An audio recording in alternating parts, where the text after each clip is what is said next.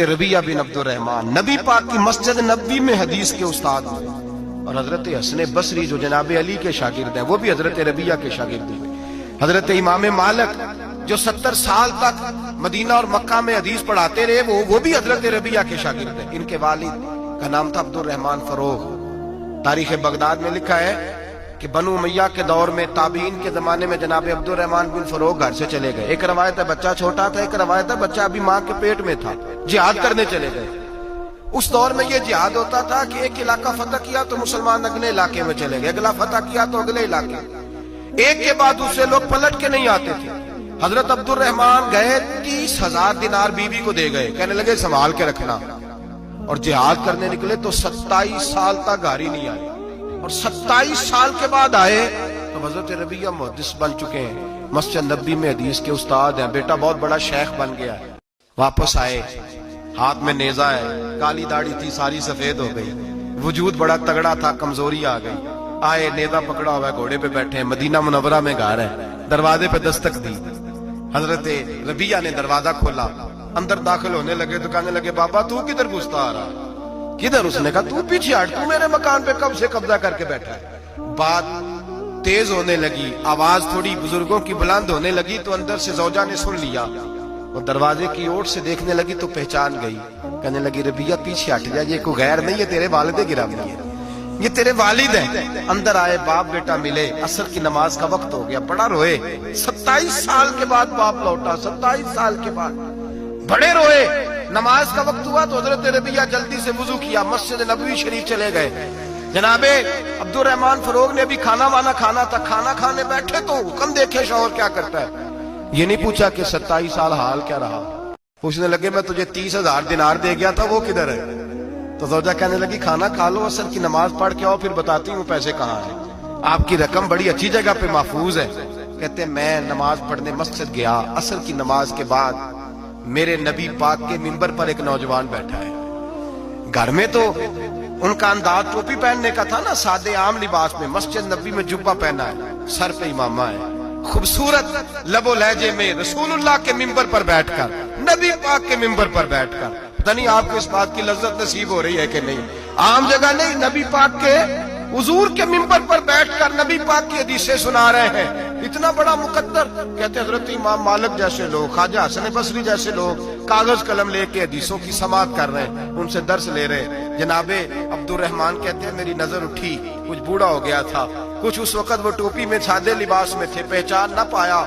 एक शख्स से पूछा यार है तो जवान, पर इसके चेहरे की नौरानियत मेरे दिल को भा गई है तो जवान, पर इसका हदीसें बयान करने का अंदाज मेरी तबीयत को घायल कर गया। ये कौन है जो नबी पाक की मस्जिद में बैठ के हदीसें बयान कर रहा है? तो कहते इमाम मालिक कहने लगे बाबा जी चुप कर जाओ, हमारे उस्ताद के बारे में ऊंचे लबो लहजे में बात ना करना, देखते नहीं कितने कितने लोग बैठे हुए खामोशी से। तो मैंने कहा मुझे भी तो बता दो ना है कौन? तो कहने लगे कोई अब्दुर्रहमान फरोग नाम के बुजुर्ग हैं, ये उनके बेटे हैं, रबिया नाम है। कहते हैं जब लफ्ज कहे तो मेरे आंसू छलक के बाहर आए, और मैं हुजूर की मस्जिद में गिर गया और रोने लगा कि यहाँ और मेरे रसूल पाक सैयद आलम सल्लल्लाहु अलैहि वसल्लम के मिंबर पर और मेरा बेटा। कहते मैं तड़प के घर गया, और घर जाके मैंने अपनी बीवी को जब देखा तो मेरे आंसू निकल गए। मेरी बीवी समझ गई कि ये मेरे मुहद्दिस बेटे को देख आया है। कहते हैं बीवी रो के कहने लगी मैंने आपके 30,000 दिनार आपके बेटे को मुस्तफा करीम की हदीस का उस्ताद बनाने में खर्च कर दिए। मैंने वो 30,000 दिनार खर्च कर दिए, 30,000 दिनार आपका बेटा मैंने। तो कहते हैं मैं अपनी बीवी की तरफ देखने लगा, मैंने कहा कुर्बान जाऊं, मैं अगर अल्लाह के दीन के रास्ते में था, तूने मेरे साथ नेकी की है, मेरा बेटा भी दीन के रास्ते पे लगा दिया। मेरे भाई अल्लाह से जोड़ा, अल्लाह से जोड़ा। उन लोगों ने अपनी औलादों को रब करीम वाला बनाया, उन लोगों ने अपनी औलादों को। और फिर जब इरशाद फरमाया कि छोटी छोटी बुराई, एक लुकमा हराम से भी वो लोग बचे। और फिर जो आयत नंबर 18 ने कहा कि वला तुसगिर खद्दक लिन्नास, बेटे मुंह फेर फेर के ना जा, फेर फेर के ना जा। अगर आप नाराज ना हो तो हम तरबियत देते हैं, कहते हैं इस बच्चे के साथ ना फिरा कर, ये गरीब है, इसके साथ ना फिरा कर। वला तमशी फिल अर्दि मरहा, हजरत लुकमान बेटे से कहते हैं मुंह फेर फेर के लोगों से बात ना कर, और अकड़ अकड़ के ना चल। इन्नल्लाह ला युहिब्बु कुल्ला मुख्तालिन फखूर, अल्लाह اللہ کو وہ پسند ہی نہیں جو اکڑ اکڑ کے چلے اور اترائے. میرے نبی رحمت سید عالم صلی اللہ تعالی علیہ وآلہ وسلم نے ارشاد فرمایا کسی باپ نے اپنے بیٹے کو جو سب سے اچھا تحفہ دیا ہے وہ یہ ہے کہ اس نے اپنے بچے کو اچھا ادب سکھا دیا ہے. اپنے بچے کو اچھا. حضرت لقمان کہتے ہیں بیٹے منہ پھیر پھیر کے باتیں نہ کرنا, زمین پہ اکڑ اکڑ کے نہ چلنا, اللہ کو اکڑنے والے لوگ پسند. ہارون رشید نے امام نسائی کی ڈیوٹی لگائی کہ میرے بیٹے کو حدیث پڑھائے گارا آ کے. تو امام نسائی کہنے لگے یہ نبی پاک کا دین ہے, یہ میں اس کو رسوا نہیں کر سکتا, جس نے پڑھنا ہے میرے پاس آ کے پڑھے. اور جہاں سب بچے بیٹھتے ہیں وہیں پڑھے. ہارون رشید کہنے لگا حضور آپ کیا سمجھتے ہیں, میں نے بھی تو آپ کو آزمانے کے لیے یہ جملہ کہا تھا, یہ وہیں آ کے پڑھے گا جہاں سارے غریبوں کے بچے پڑھتے ہیں. اب تو روز استاد کٹہرے میں کھڑا ہوتا ہے. اسکول کے استاد کا تو مجھے نہیں پتا, پہلے مدرسے کا استاد تو روز بیچارہ ہاتھ باندھ کے چودھری صاحب نے کہا میرے منڈے نو مارے تو 8,000 کا مولوی ہے اور میرا بیٹا تو 8,000 کے روز گول گپے کھا جاتا ہے. میرے بیٹے کو تو نے مارا ہے, تجھے اپنی حیثیت کا پتہ ہے؟ روز استاد کٹہرے میں کھڑا ہوتا ہے. ہارون رشید بادشاہ, ہارون رشید وقت کا اور مطلق العنان بادشاہ. امام نسائی ان کے بیٹے کے استاد ہیں. امام نسائی رحمت اللہ علیہ کے پاس بیٹا پڑھتا ہے. ہارون رشید گزر رہا تھا تو بیٹا وضو کرا رہا ہے, شہزادہ وضو کرا رہا ہے استاد جی کو اور پیر دھلا رہا ہے. ہارون رشید گھوڑے سے گزرا تو اس نے دیکھا خانقاہ کے باہر, مدرسے کے باہر استاد جی وضو کر رہے ہیں اور بیٹا وضو کرا رہا ہے. سراہی پکڑی ہے, لوٹا پکڑا ہے, استاد جی پیر دھو رہے ہیں. ہارون رشید غصے سے اترا. ساتھ بہت سارے سپاہی تھے, انہوں نے کہا کہ یہ مولوی کو مارے گا کہ تو کس طرح میرے بیٹے سے یہ کام کاج کرا رہا ہے. کہتے نیچے اترے اور ہارون رشید نے جا کے نا زور سے ایک تھپڑ اپنے بیٹے کے چہرے پہ مارا. بیٹا کہنے لگا ابا جی میری غلطی کیا ہے؟ فرمانے لگے تجھے پتہ ہی نہیں تو کس شخص کے پاس پڑھتا ہے؟ تو پانی ڈال رہا ہے, تیرے استاد کو اپنے ہاتھوں سے اپنے پیر دھونے پڑ رہے ہیں. بیوقوف, ایک ہاتھ سے پانی ڈال اور دوسرے ہاتھ سے استاد کے پیر دھو. تجھے پتہ ہی نہیں کہ یہ شخص جب نبی پاک کی حدیثیں بیان کرتا ہے تو کنیوں کو مصطفیٰ کا دیدار نصیب ہو جاتا ہے. یہ پتہ نہیں تو کس محدث کا شاگرد ہے. ایک ہاتھ سے پیر میں پانی ڈال, دوسرے ہاتھ سے دھو. اس لیے کہ باندھ علموں جو کرے فقیری وہ کافر مرے دیوانہ ہو. اگر تو نے دنیا میں کامیاب ہونا ہے تو اس سے فیض علم حاصل کر. بیٹے یاد رکھ, اگر تو اس کی بارگاہ میں حاضری دے گا تو تو آگے بڑھے گا. حضرت عمر بن عبدالعزیز کتنا بڑا شخص ہے, ثانی عمر کہا گیا. حضرت عمر بن عبدالعزیز رحمت اللہ علیہ, حضرت صالح بن کسان ایک محدث تھے مدینے کے, ان کے شاگرد تھے. کہاں بچے ادب کرتے ہیں ساتھ ساتھ, کہاں ادب کرتے. ایک اسٹوڈنٹ مجھے کہنے لگا جی ہم ادب کرتے تھے جب تک استاد ٹیوشن نہیں لیتے تھے. اب استاد بھی تو ٹیوشن لے کے پڑھاتے ہیں. اور میں نے کہا خدا کے بندے کیا دے سکتا ہے تو استاد کو؟ حضرت علی فرماتے ہیں جس نے ایک لفظ پڑھایا مجھے گلی میں کھڑا کر کے بیچ بھی سکتا ہے. تو نے قیمت کیا ڈالی ہے؟ استاد کچھ بھی کر لے, استاد نے تو استاد ہی رہنا ہے نا میرے بھائی. لیکن وہ لب و لہجہ ہمارا موجود ہے. مجھے ایک دفعہ میرے کالج کے لوگوں نے بلایا, کہنے لگے آپ یہاں بھی پڑھے ہوئے ہیں اور مدارس میں بھی, تو ذرا فرق بیان کریں کالج کا اور مدرسے کا, کچھ بیان کریں. میرے ٹیچرز بھی تھے بہت سارے, تو میں نے کہا معذرت کے ساتھ یہاں تو بڑا مشکل ہو جائے گا بات کرنا, لیکن ایک جملہ میں نے مدرسے اور کالج میں ایک فرق محسوس کیا ہے. ہمارا مدرسے کا طالب علم آج بھی ہمارے جوتے اٹھا کے آگے رکھتا ہے.